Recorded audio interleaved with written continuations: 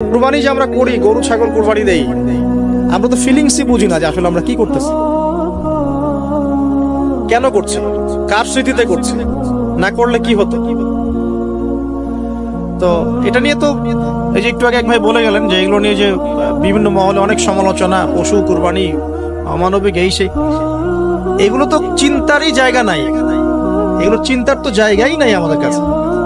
কারণ এখানে সবচেয়ে বড় কথা ছিল নিজের জীবন কুরবানি করা, নিজের জীবনটা কুরবানি করা।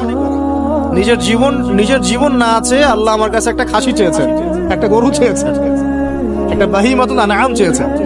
এখানে তো আমার নিজের জীবনটাই দেওয়ার কথা ছিল, ওটা না নিয়ে আল্লাহ পাক বলেছেন যে বাহিমাতুল আনআম একটা দিলেই হবে। তোমার কাছে ওটার গোশতও চাই না, চামড়াও চাই না, কিছুই চাই না, তাকওয়াটুকু চাই, তাতেই এত কথা।